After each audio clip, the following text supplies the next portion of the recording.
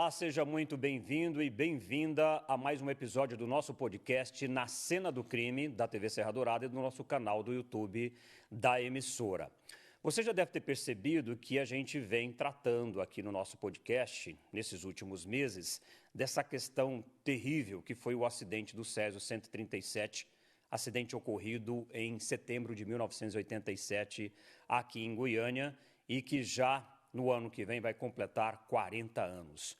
Mas essa história ela é tão complexa e ela é tão marcante na vida de todos nós, não só aqui de Goiás, mas do Brasil e do mundo, que sempre é importante a gente rememorar, a gente trazer pessoas que tiveram contato direto com essa história e a importância delas, inclusive, para que a gente mitigasse os efeitos desse grave acidente que deixou mortos e dezenas de pessoas, até centenas, né?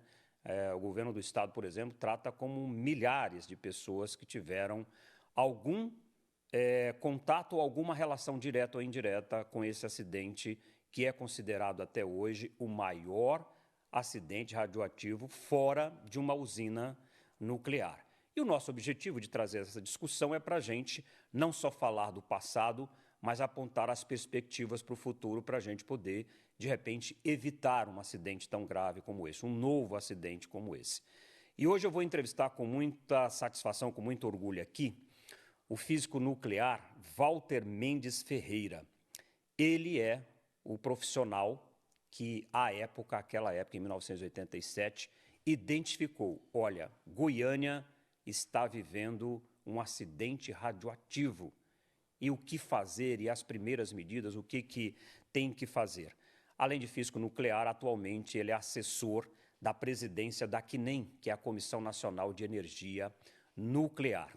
Nem está morando mais em Goiânia, eu sei da sua relação aqui com Goiânia, mas nem está aqui, né? Já está lá no Rio de Janeiro, né, Walter? Muito obrigado, viu, por ter aceitado o nosso convite. Seja bem-vindo ao nosso podcast Na Cena do Crime. Muito obrigado pelo convite, é um prazer estar com vocês aqui novamente. Walter, inicialmente eu acho que é importante que a nossa audiência entenda como é que você foi acionado e como é que você acabou vindo para Goiânia e deu esse alerta, olha, está acontecendo um acidente radioativo na capital. Você não estava aqui em Goiás naquele dia em setembro, né? Não, eu não estava. Eu morava em Goiânia, mas estava fora de Goiânia nesse período. E eu cheguei um dia antes aqui, no dia 28, pela manhã. A série até mostra que do dia 29 de setembro, né, que era aniversário do meu pai. Ele não estava em Goiânia, mas era aniversário mesmo, né? E um amigo Jadson de Araújo Pires, que era superintendente adjunto na antiga Fundação Estadual do Meio Ambiente, né? A qual eu já tinha prestado algum trabalho de assessoria nessa área de proteção radiológica, a parte de mineração, me chamou por telefone, né? Me informando que numa reunião social, um dia, 2 dias antes, me parece, em uma reunião social, um médico disse a ele que tinha sob seus cuidados no Hospital de Doenças Tropicais, no HDT, 11 pacientes com sintomas que eu não conseguia fazer o diagnóstico correto, né? Esses pacientes tinham vômito, febre, diarreia, perda de cabelo, né? Ou seja, epilação, né? E ele não conseguia correlacionar nenhuma enfermidade, comorbidade tropical com esse sintoma, né? E levantou-se a hipótese de que poderia ser material radioativo. E o Jadson me perguntou se isso poderia ser. Eu disse que esses sintomas eram de material radioativo, mas que praticamente não acreditava que Goiás teria material radioativo para provocar esse sintoma. Esses sintomas são característicos de quem recebeu dose altíssima de radiação. Eu não acreditava que aqui teria. Ele me disse que se eu poderia falar com o médico, né, do HDT, doutor Alonso Monteiro, né, eu disse que sim, que não teria nem problema. Eu fiz pelo seguinte, uma consideração com o Jadson, que é um grande profissional, um grande amigo, né, um grande colega, né, e logo em seguida, por volta de umas 8h30, 9 horas da manhã do dia 29, eu falei com o doutor Alonso Monteiro E ele me relatou a mesma problemática que ele estava tendo no HDT. Os pacientes com aqueles sintomas característicos. Exatamente. Os pacientes com esses sintomas eram sintomas de vômito, febre, diarreia, muita febre, né? Alguns com perda de cabelo, né? E eu disse para ele que realmente isso é característico de, chamado no efeito biológico da radiação como síndrome aguda de radiação.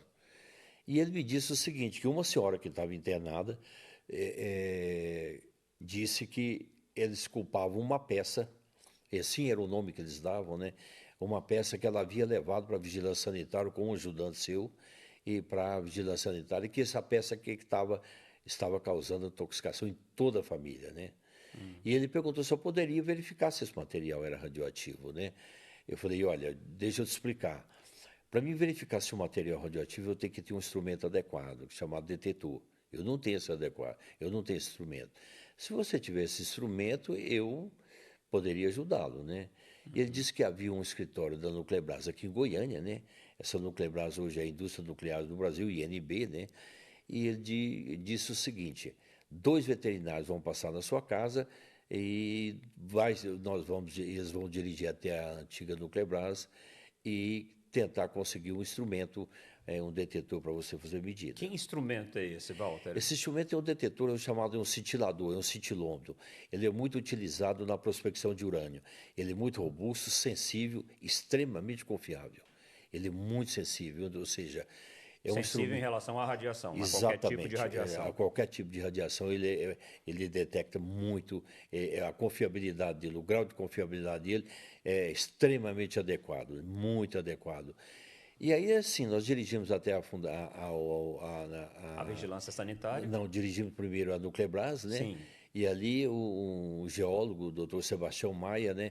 Ele emprestou o cintilômetro, né? E eu fui até a vigilância sanitária. O que, casualmente, ele estava ligado, ele tem um bip sonoro, né? Que é um bip de alerta quando você entra num campo de radiação, e aproximadamente uns 60, 70 metros da vigilância, ele começou a dar sinal da presença de material radioativo. Inicialmente, eu achei que ele estava com defeito, porque era uma distância grande. E né? Ele vibrava de uma forma... Ele apitava, é um som muito intenso, né? Eu achei que ele estava com defeito. E voltamos à vigilância sanitária, ao Nuclebras.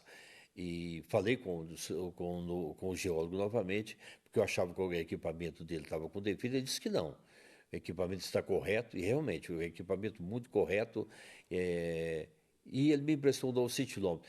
Eu fiz um teste com uma fonte radioativa, ele estava medindo corretamente esse novo detetor, e voltei novamente à vigilância sanitária. Nesse mesmo ponto, ele saturou a medida. Tecnicamente, isso significa o seguinte, ou eu estou na presença de um material radioativo emitindo de intensidade muito grande, né? Um campo de radiação com uma intensidade extremamente elevada, ou ele estava com defeito. Dois equipamentos desses não podem estar com defeito. Nessa segunda oportunidade que eu estava chegando à vigilância sanitária, que hoje é a antiga Fundação Lei das Neves, né? No Centro de Assistência ao Rádio Acidentado, havia um grupo de bombeiros, acho que 3 bombeiros inicialmente, e que um deles estava saindo com um cilindro. Esse cilindro pesava 23 quilos dentro de um saco plástico, e ele realmente falou, não se preocupe que eu vou jogar no rio Capimpuba. Vamos contextualizar aqui para a nossa audiência que esse cilindro era o cilindro da peça que esses catadores de papéis recolheram do antigo Instituto de Radiologia de Goiânia, que era um prédio abandonado, onde esse equipamento estava guardado. Eles pegaram esse equipamento, levaram para casa. A gente até tem imagens disso, eles levando isso para casa. E aí foi lá que eles abriram essa peça, que nessa peça havia essa quantidade de césio, e foi disso que eles tiraram esse elemento radioativo que causou toda a tragédia. Mas aí eu queria que você, só para poder situar o nosso telespectador e a nossa audiência, mas aí quando o senhor chegou lá, essa equipe do Corpo de Bombeiro já estava na vigilância, já tinha sido acionada? Já. Esse cilindro ele é o seguinte, ele fica dentro de um cabeçote, de um cabeçote metálico, né? E dentro desse cilindro ele tem uma abertura, nessa abertura onde está situado 100 gramas de um material, 81 de aglutinante, 19,6 praticamente do sal cloreto de césio. Césio é um cloreto. Esse retirado do Instituto Goiano de Radioterapia, não é radiologia, é radioterapia, radioterapia, isso. é de radioterapia, né? Eles levaram para a Rua 57, são duas pessoas que levaram para a Rua 57 no dia 13 de setembro e levaram para sua residência na Rua 57. Entre 14 e 15 começaram a martelar o cabeçote até chegar a esse cilindro. Quando foi violado o cabeçote, que esse cilindro ficou exposto, imediatamente eles começaram a receber doses de radiação. O cabeçote ele é blindado, ele é de chumbo. Quando eles romperam essa blindagem, eles começaram a passar mal. Um deles foi internado no hospital próximo ao local e aí foi diagnosticado como se tivesse uma intoxicação. Posteriormente, eles venderam isso para um ferro velho, né? O ferro velho 1 do senhor Devair. E ali começou toda a história, né? E aí, quando você chegou lá na vigilância, essa equipe do Corpo de Bombeiros, então, já estava querendo jogar essa peça fora. Exatamente, não era nem equipe. Esse é um fato, por exemplo, eu não sei, alguém da Vigilância Sanitária ligou para o Corpo de Bombeiro e disse que esse material poderia ser descartado, estava causando intoxicação. E o soldado realmente ele ia jogar no rio Capimpuba. Essa é uma narrativa que está nas histórias técnicas do mundo todo, né? Eu disse para ele que, por favor, que deixasse o material, o cilindro no local. Até esse momento eu não sabia diagnosticar, eu sabia que era radioativo. Mas eu não sabia que elemento mas não era. sabia que elemento radioativo era, né? Eu perguntei aos dois veterinários, eram dois sanitaristas, né? Quem havia levado esse material para a vigilância sanitária. E aí eles me informaram que tinha o endereço da pessoa, que era uma senhora, junto com o seu ajudante, né? Que havia levado, que era na rua 26A desse Ferro Velho. Eu fui até o Ferro Velho e eu já estava com o detetor. Eu passei a percorrer a cidade já até o Ferro Velho com o detetor ligado. Próximo ao Ferro Velho, né, toda aquela quadra, ele já dava sinal da presença de material radioativo antes de chegar. Eu achei estranho. Primeiro é o seguinte, isso significava tecnicamente que eu estava diante de algum material radioativo que não era sólido. Ele estava disperso. Poderia ser líquido, poderia ser um sal. Porque ele né? estava no ar. Ele estava no solo, alguma coisa assim, né? Então, próximo ao Ferro Velho, né? E ali era por volta de umas 10 horas da manhã, eu falei com dois catadores de papel. Esses dois catadores vieram a falecer, né? E aí eu perguntei para eles quem era o dono do Ferro Velho, e eles me falaram que era o senhor Devair, né? Eu perguntei se ele estava, né? E ele me disse que não estava. Eu perguntei se eles tinham alguma informação de onde aquela peça havia sido retirada, né? Ele falou que dois catadores de papel da Rua 57 haviam vendido ao senhor Devair, né? E é informado a eles que esse material havia sido retirado de uma clínica de radiologia na divisa da Paranaíba, da Rua Paranaíba com a Tocantins, né?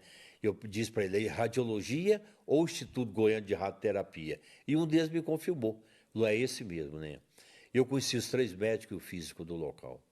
E eu sabia que ali tinha uma fonte de cobalto e uma fonte de césio. Ali, imediatamente, eu comecei a correlacionar que, provavelmente, a fonte de césio dele teria sido retirada do local. Eles também trabalhavam no Hospital Araújo Jorge. Eu falei com um deles, um dos médicos, né? E ele me relatou o seguinte, que havia uma demanda judicial entre o Instituto e o Estado para que eles fossem removidos do local.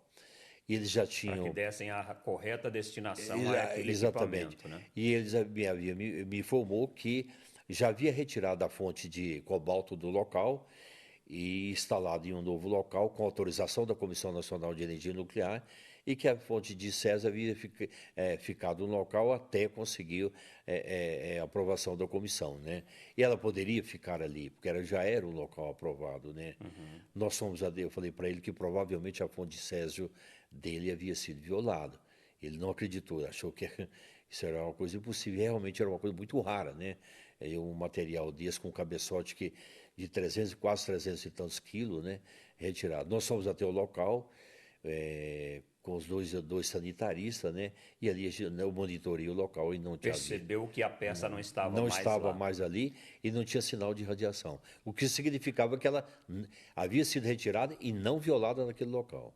E aí, então, se começou realmente a preocupação e a constatação do que a gente, claro, chama hoje O acidente. de acidente. Porque ele Os já dois- havia acontecido, porque a peça já havia sido aberta e Exatamente. as pessoas já tinham tido contato com o elemento radioativo. Né? Exatamente. Ali eu fui informar, me perguntaram qual seria a providência que deveria ser tomada, né?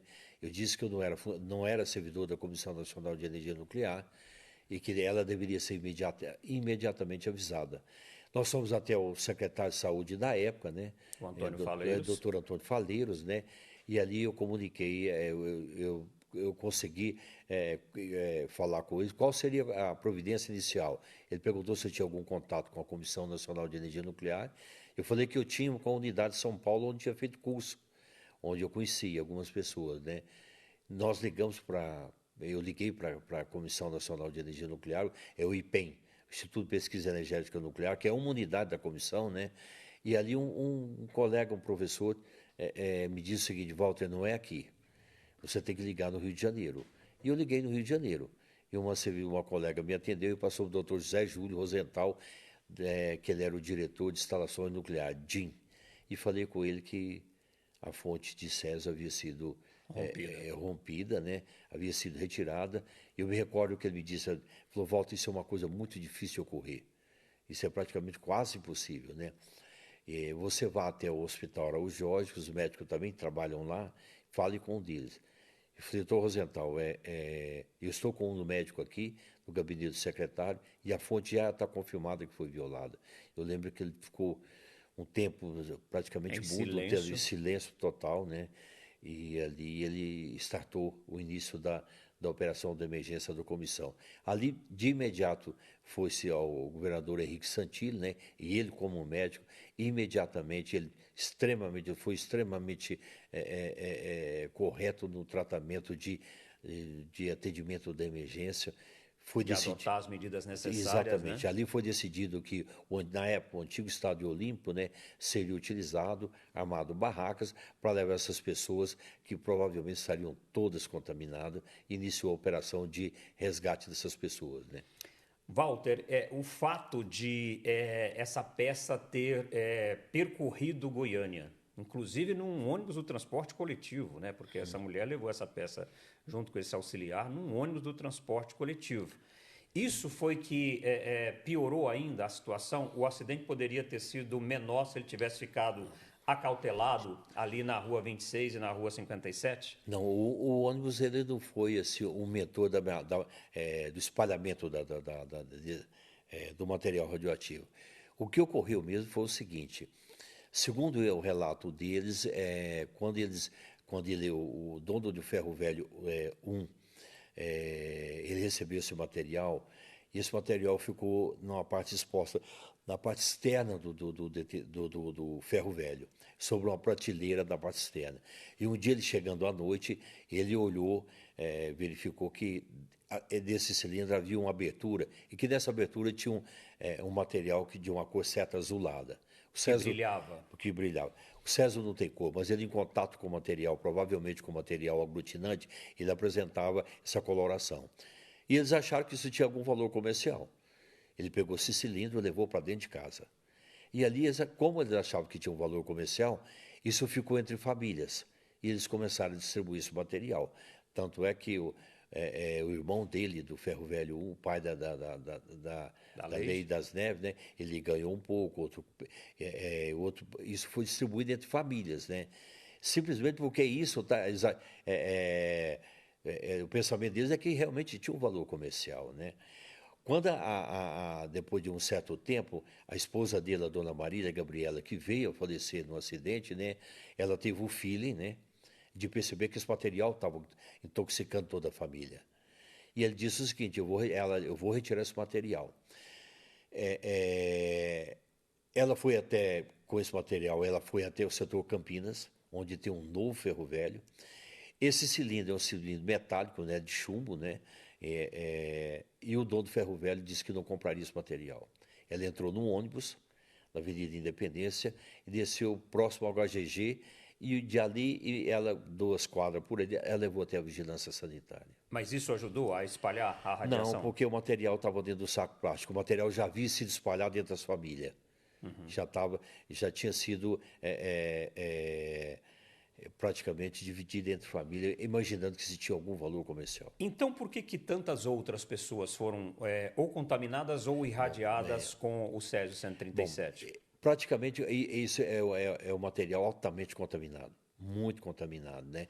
Isso se espalha muito rápido, se espalhou muito rápido, próximo ao Ferro Velho, lá na rua 26A, do setor aeroporto. Essas famílias tudo viviam muito próximos dali.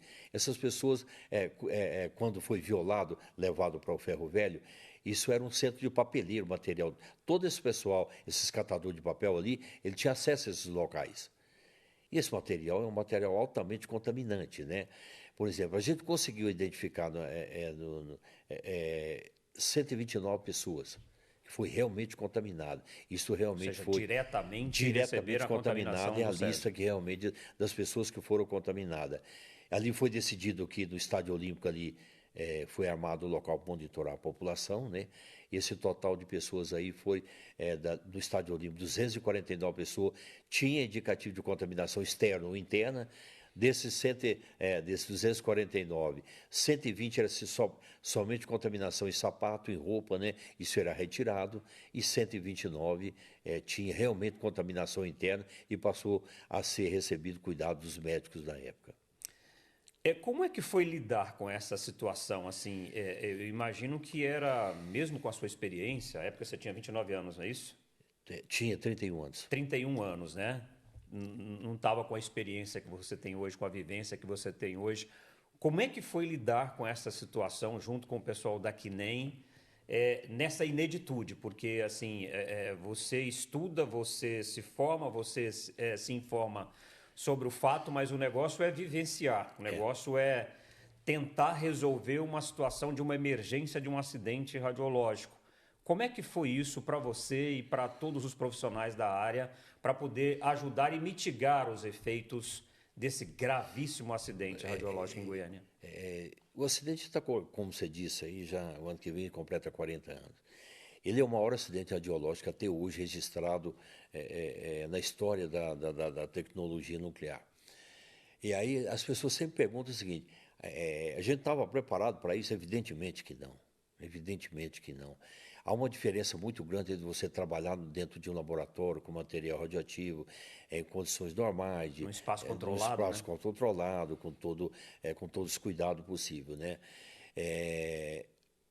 Todos nós técnicos que trabalhamos, na época eu não era da comissão, depois eu passei a ser integrante, integrar novamente a comissão, foi um baque violento, porque, primeiro, é extremamente complicado você trabalhar com a população que ela está perdendo móveis, você tem que entrar dentro da casa dela e ela dizer que ela tem que ser retirada desse local. Até Deixar tudo para trás, uma deixar vida tudo para para trás, né? a sua vida para trás. Isso foi realmente muito complicado, né?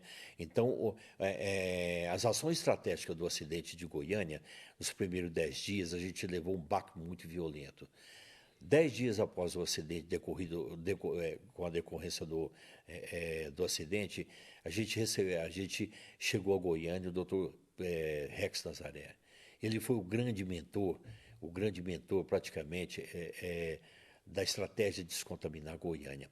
E aí a gente tinha um impacto muito grande, porque trabalhar com a população naquelas condições é muito complicado. Isso não tem nenhum protocolo, procedimento escrito. Isso só veio posteriormente, o acidente serviu para isso, né? Em caso de acidente, e nós somos referência no mundo, Almir, para esse tipo de acidente. É muito difícil você verificar, você olhar uma pessoa altamente contaminada e dizer para ela que ela tem que sair de sua residência, né? Por exemplo, quando nós retiramos a lei de 10h30 da noite, às 22h30, o próprio físico do Hospital Flammarion já estava com um detetor específico, um Geiger, que já media a dose. A gente não conseguia medir, ela era uma fonte ambulante, era uma criança, e seu impacto extremamente elevado. Agora, há 40 anos eu venho responder essa pergunta, como é que eu me senti na hora? No calor daquele desenvolvimento, daquele movimento lá, eu não tive tempo de perceber qual era a minha sensação. Eu fui desenvolvendo tecnicamente o que eu teria que ser feito. Eu adotei medidas extremamente assim, restritivas, né? De isolar um perímetro muito maior. Isso hoje até foi discutido na época o que eu teria feito. Mas foi por precaução. E foi por precaução. E essa realmente ficou como um procedimento, um protocolo adotado no mundo todo. Ou seja, havia um procedimento extremamente restritivo, conservador, e que salvou muitas vidas. Por exemplo, a vigilância sanitária, lá com o auxílio do bombeiro, foi evacuada. Foi retirado todo mundo desse local, isolado daquela residência. Tanto é que quando eu cheguei no gabinete do secretário, doutor Antônio Faleiro, já havia um pessoal da mídia, porque isso já tinha começado a espalhar que esse material era um material que era um material químico, né? Mas já havia praticamente já havia acendido esse alerta da mídia, né? Uhum. Então foi muito complicado isso. E você trabalhar com a população nesse tipo do acidente, pessoas altamente contaminadas, é muito complicado. As pessoas até perguntam, você foi contaminado? Não fui. Eu não fui contaminado. Eu recebi uma pequena dose de radiação, né? Que depois eu fui estabelecida, né? Eu fui medido, classificado, né? Mas foi muito complicado. No calor dessa emergência, você não tem muito tempo para pensar nisso, né? Tem que reagir. Tem que reagir. É como se fosse um bombeiro, ele tem que combater, né? Uhum. Ele tem que combater.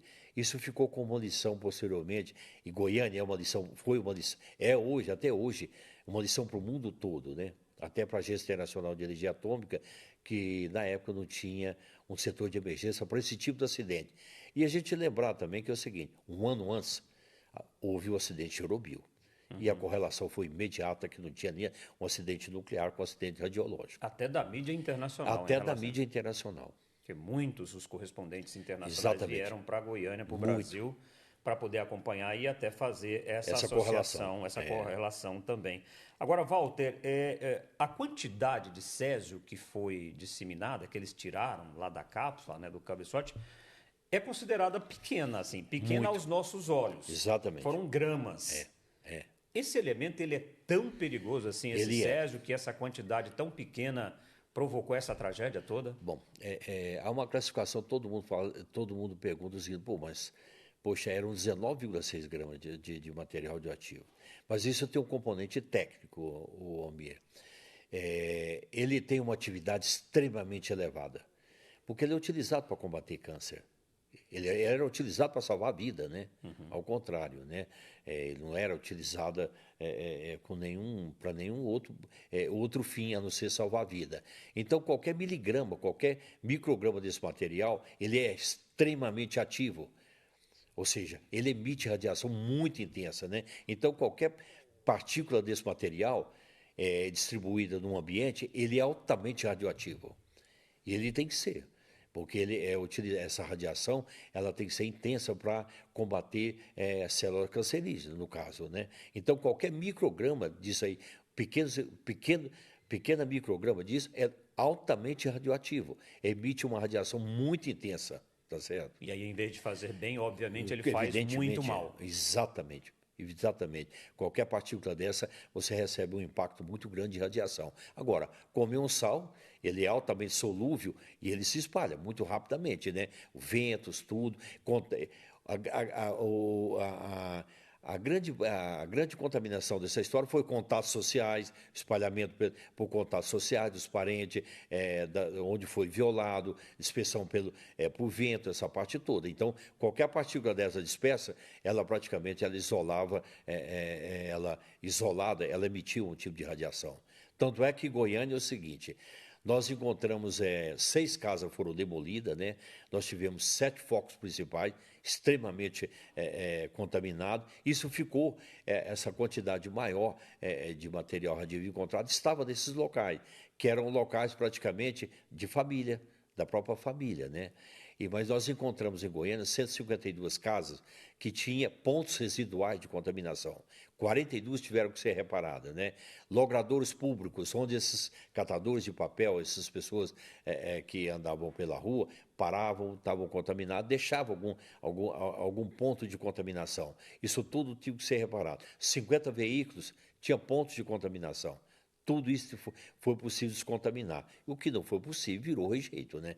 Tanto que 19,6 gramas de material radioativo gerou 6 mil toneladas de rejeito.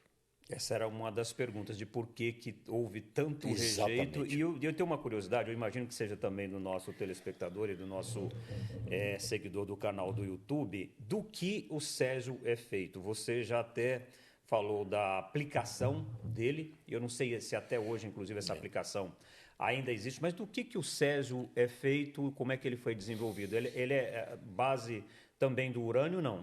Ele exatamente, ou de polônio. Ele é um material artificial, ele é feito dentro de uma máquina chamada reator. É um reator nuclear. Ele é produto de urânio. Ou seja, ele é gerado através dessa reação. É um subproduto do urânio. subproduto de urânio. Ele é gerado. Ou seja, você encontra na natureza o Césio-133. Césio-137, quando você estuda em química, ele tem um número de massa maior. E todo o material radioativo, a tendência dele é ele voltar ao seu estado normal. Como é que ele faz isso? Emitindo uma certa energia. Essa energia é justamente isso. Então, o Césio-137 ele é produto de urânio ou do plutônio, de algum material radioativo, realizado em uma cadeia dentro da reação do urânio, dentro de uma máquina chamada reator nuclear. Por isso é tão forte, é tão perigoso. Exatamente. Por falar nisso, você falou já durante o nosso bate-papo aqui sobre as lições que Goiânia deixaram para o mundo. Essas lições evitam ou podem mitigar e diminuir muito a chance da gente ter um novo acidente como esse? Depois de Goiânia, muita coisa de protocolo, de utilização, de produção, de guarda, de armazenagem mudou a partir do acidente de Goiânia? Bom, esse tipo de material para tratamento do câncer já não tem mais esse tipo de material. Grande parte hoje do tratamento de câncer, isso hoje é feito com aceleradores lineares, que não tem material radioativo. São emissões de ondas eletromagnéticas que não tem material radioativo. Não foi a partir do acidente aqui, né? Não, foi uma evolução da própria tecnologia e da medicina, exatamente, né? Da própria tecnologia e da medicina. Tem Césio hoje ainda? Tem partícula de Césio para pesquisa, por exemplo, fonte de radiografia industrial, mas com uma atividade muito pequena em relação à fonte de Césio daqui de Goiânia. Logo após o acidente, a presidência da Comissão Nacional de Energia Nuclear, ela fez um rastreamento em todo o país para ver onde tinha alguma fonte com material radioativo, não Césio, mas sob os cuidados, né? Essas são chamadas fontes órfãos, né? Fontes que estejam deixadas para trás ou não e que não estavam sob poder regulatório. Bom, o acidente de Goiânia, Almir, ele deixou ensinamento em todas as áreas. Na área médica, tratamento na área médica, na área de tratamento de rejeito, na área de instrumentação nuclear, no impacto ambiental, muito grande, muito grande. Todos os setores da proteção radiológica, tudo isso foi catalogado. O que se tinha antes sobre Césio? Você tinha experimento dentro do laboratório. Você não tinha uma liberação desse material radioativo dentro de um centro urbano, característica de migração dele em solo, por exemplo, na Rua 57, daquele setor, no bairro Central, onde a maioria desse material foi disperso, ele tinha uma característica de solo, que era arena argilosa, que ele tinha a finalidade de reter o sal. E o Césio é um sal. Por exemplo, na Rua 57, na Rua 26A do Ferro Velho 1, toda a perfilagem de solo, a gente via que a migração até 50 centímetros, você tinha traços de Césio. Tanto é que a gente retirou ali, na Rua 57, 50 centímetros, quase 60 centímetros de solo abaixo. Isso tudo virou rejeito, né? Isso não tinha no mundo, esse estudo. Toda aquela região ali era uma região onde são casas onde tinha uma horta, onde a pessoa criava algum animal, galinhas, essa parte toda. Tudo isso a gente teve que verificar que qual foi o comportamento que se era transferido para o material. Então, todas as pesquisas ali foram realizadas. Realizado pesquisa, e isso foi distribuído para o mundo. Então, protocolos de plano de emergência. Uma pergunta que se faz, Almir. Tinha plano de emergência para esse tipo de acidente? Evidentemente que não. Agora tem. Agora tem. Tinha plano de comunicação? Não tinha. E tanto é que, na época que assim que o Dr. Rex chegou, a primeira pergunta que ele fez é: quem é algum porta-voz que está falando com a população? Não tínhamos. E aí a gente passou a dar um trabalho, uma assessoria muito importante de comunicação com a mídia, que foi responsável pelo atendimento e ajudou muito. Ajudou muito. O recorde de colegas da TV Serra Dourada, o grande amigo Cassis Aidem, Malu Longo, Raquel Azeredo, que trabalhavam toda essa parte, foi fundamental. Então, uma das lições importantes que se tem é o seguinte: é um plano de comunicação adequado que a gente tem e um sistema de emergência implantado em todo o país. E a outra parte também foi a parte de instituições parceiras que trabalhou com a gente. Bombeiro, Defesa Civil, tudo isso. Essas pessoas foram fundamentais para a gente também, né?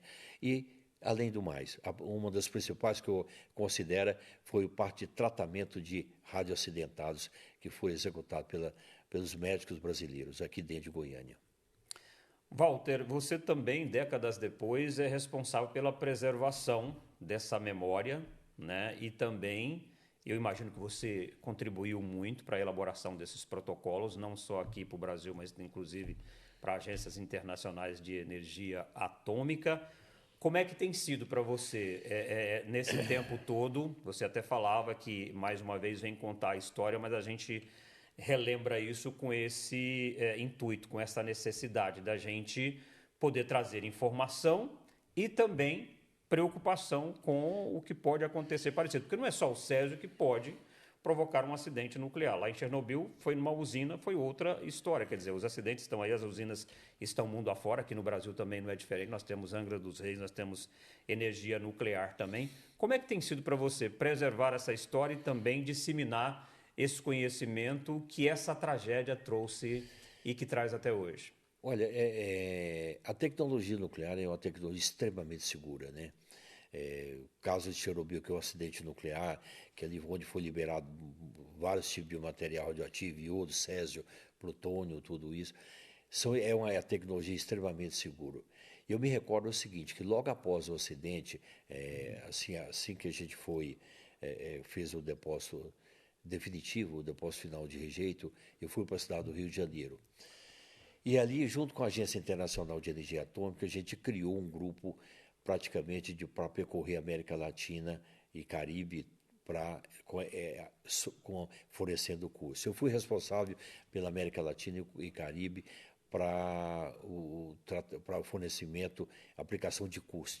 Primeiro ano você ia no país, fazia um curso de preparação, como preparar, e no outro ano você ia como responder. O que era necessário? O que a gente trouxe para esses países em virtude do acidente? Ele tinha protocolos regulatórios adequados? O que tinha? Isso foi disseminado em todo o país. Então, praticamente, a gente deixou o ensinamento e o treinamento e protocolo de segurança. O que o país deveria ter? Todo país tem material radioativo, né? Então, isso era fundamental.